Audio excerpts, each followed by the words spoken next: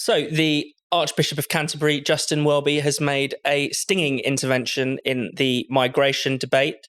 He has essentially called the government's illegal migration bill immoral.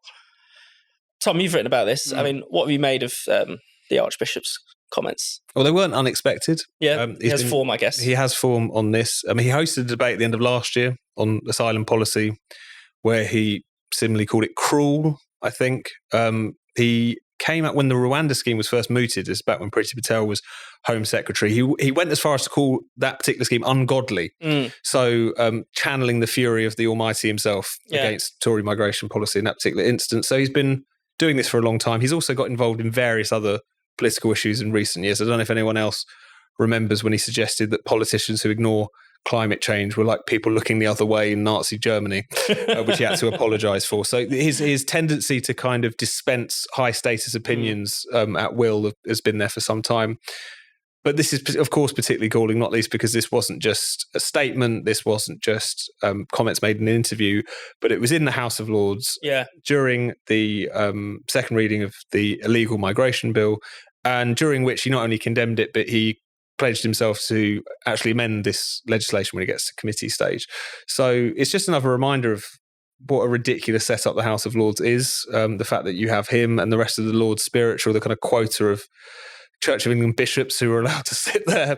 And despite the fact that they've never bothered a ballot box, they get to be able to meddle in the legislating process. And I think it's really important that, you know, I'm not a fan of this illegal migration bill. We've talked about it on the podcast before. We've written about it on Spiked in terms of its liberalism and its shortcomings and so on. But it's so important that we have out the debate on migration with our elected representatives and in public. I mean, for so long, if anything, this whole illegal migration bill and the kind of adjoining Rwanda policy has just shown us how, particularly on migration policy, I think it's fair to say, the debate has been dominated and policy has been shaped by non-democratic institutions for so long. It used to be the European Union. We've also seen the European Court of Human Rights flex its muscles recently in relation to the Rwanda scheme. We've seen the Archbishop of Canterbury get involved. We've seen King Charles get involved via briefings to the press last year. It's just one of those issues in which the kind of unelected bits of the establishment think that the public and their representatives can't be trusted to get on with it. I think this is another example of that. And Rakib, I mean, that distrust of the public is unfair, isn't it? I mean, people aren't just a bunch of bigots who, you know, people might want to stop the boats because that's a very serious crisis happening on the channel, but they don't want to stop the planes and stop everyone from coming to Britain, do they? Well, it's an emergency on the English South Coast. That's the truth of it. Our border security regime is fundamentally broken. And I think that there's many reasons why people will be concerned over the small boats crisis. They may feel that because our asylum system is, in their view, oversaturated with economic migrants, that means that groups who are at genuine risk of persecution and immediate risk of violence, they're being left by the wayside. So, in a sense, there's a compassionate case to tackle the small boats crisis, because if the country is preoccupied with the small boats emergency, then perhaps the asylum system is overrun to such an extent that it can't prioritise groups which are at genuine risk of persecution. I think that Justin Welby's intervention, he likes making interventions of this nature, but I think the problem that we have here is that we have a series of unelected bodies, whether it's in the UK or the ECHR, the Strasbourg-based court, and they're undercutting the migration policy of a democratically elected government. And I think that many people will naturally take issue with that, because they would have felt that in the post-Brexit world, that the UK should very much be in charge of its borders and should have ultimate sovereignty over its asylum system. And many people understandably feel that that's not the case. And sticking with the Archbishop and the Church, as you alluded to, Tom, you know, he's taken a strong stance on climate change as well. He's also taken a strong stance on woke issues, BLM, essentially endorsing a report saying that artifacts or even gravestones and things like that in churches that have any connection to colonialism need to be removed. He's got a transgender policy. All Church of England schools, which will be endorsed, should affirm the gender of children above the age of 5. I mean, what do you make of this kind of great awokening of the Church of England? Because it is a bit of a bizarre spectacle. It's sort of replace one religion with another, you can say. But no, it is really striking. People used to talk about the Church of England as the Conservative Party at prayer. I mean, that was the watchword for it insofar as its, its values, its political commitments, its natural political alliances and so on. And yet the ease with which it has been essentially captured or washed over. Captured always makes it sound like it was too much of a plan. Yeah, it's like they kind of just lie down in in the kind of atmosphere that's been created by identity politics, and it's just striking how it doesn't matter how old-fashioned, traditionalist, Tory, and historically the institution is. The pull of this particular ideology is obviously quite intense, and also it shows that it comes with it a desire to meddle and to lecture and to sermonise. That might come more naturally to the Archbishop of Canterbury than might do other leaders of other institutions. They are pious people. They are very pious people.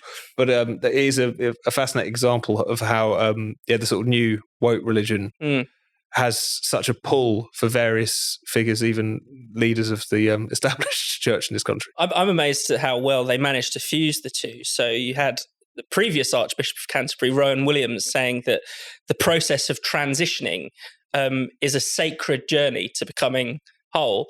I mean, Rakib, what do you think they'd make of that kind of chatter down the local mosque in Luton? They won't even understand what you're talking about. I mean, that's the truth of it. I mean, they'll just think that this is absolute nonsense, that transitioning from this to that is some kind of sacred journey. This is beyond laughable, really. I think that it's a real shame that the Church of England has taken this path, if truth be told. And maybe it should look at itself. We saw the latest census figures that there's been a sharp drop in the number of people in England and Wales who identify as Christian. I think that the Anglican Church has to take some responsibility for that. But never mind the local mosque, Fraser. I'd be very interested to talk to some socially conservative Anglicans of Black African origin, what they would think about that, the possibility that transitioning is some kind of sacred journey. Or the congregation more generally, Yeah, I think it's a point that I've made before, that actually it's those new migrants, you could say recently arrived, which are helping to keep Christianity alive in a robust way, especially in our inner cities and my hometown of Luton, places such as Medway in Kent, Thurrock in Essex, Swindon in Wiltshire.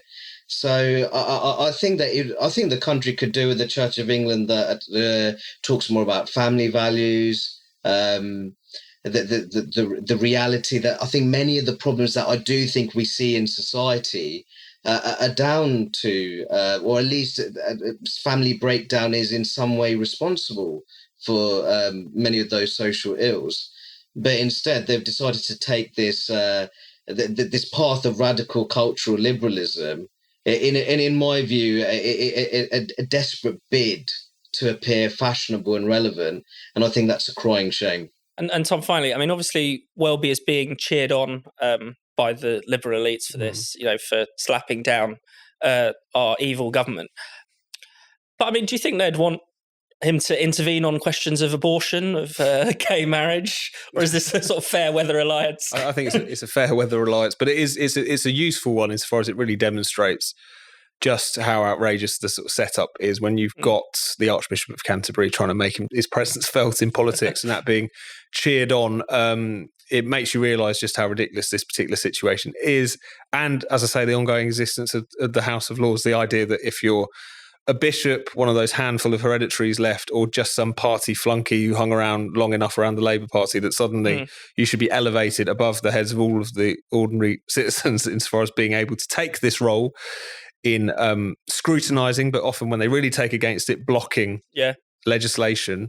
It should outrage people in public life more than it actually does. It's something which I think really came to the fore with Brexit. I think a lot of ordinary people in particular were shocked to the extent to which this institution could be weaponised against their will. But I think what this particular hour of immigration shows is that it's not going to begin and end with Brexit in the kind of post-Brexit era, when all of these areas of policy, which were previously kind of squirreled away in Brussels committee rooms or amongst people in Whitehall would always say one thing and do another. They're back up for public contestation now. And as a lot of those issues, a lot of those public debates unfurl, I think we'll see that those sections of the establishment are going to be as willing to sort of flex their muscles as they were over the Brexit process.